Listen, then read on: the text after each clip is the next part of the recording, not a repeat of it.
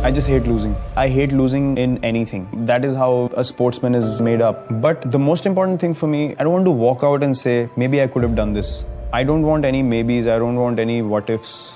When I step onto that field, it's a privilege, it's an honor for me. And when I walk out, I want to have zero energy left. In my heart, I'm still, that guy who came from West Delhi and, made his way up. I was a very energetic kid. I had the ability to, I guess, if I enjoyed doing something, I could keep going on. So I had that in me. I had that natural energy in me, but I probably didn't have the drive or the vision, the focus to channelize that energy well. And I think it has to be a thing that comes from within.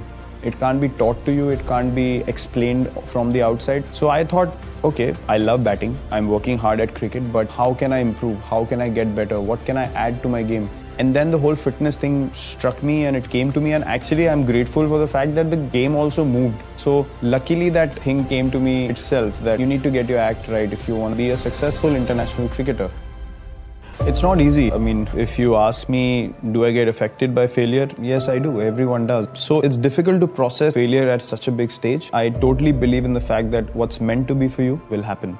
We were working as hard as we could. So I think somewhere or the other, we need to understand that all we can do is work hard and put in our best effort. As long as your intent is right, your heart is in the right place, and you're going along the right path, and you're doing things with the right intent, that's all you can do. Because no one wants to go out there and fail or not succeed or have moments like this. No one wants to do that. No one wants to experience that.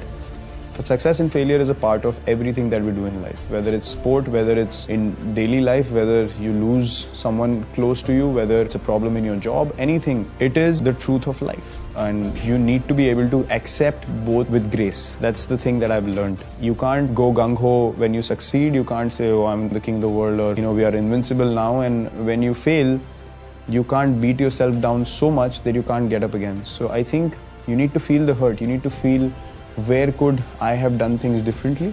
I think failure is a great way or a great opportunity to analyze what went wrong and to improve on those mistakes. Because at the end of the day, cricket is all about that.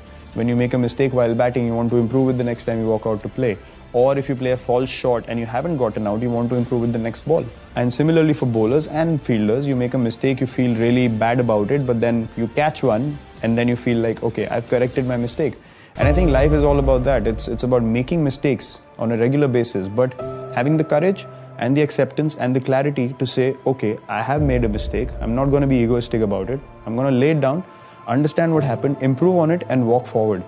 Because people say things, people attack you. If you start focusing on that, you cannot progress, because those are opinions. Those are things that are happening on the outside. You know what opinion you hold. You know the intent you played with, and you need to be true to that. So the biggest challenge I felt was being true to your own beliefs.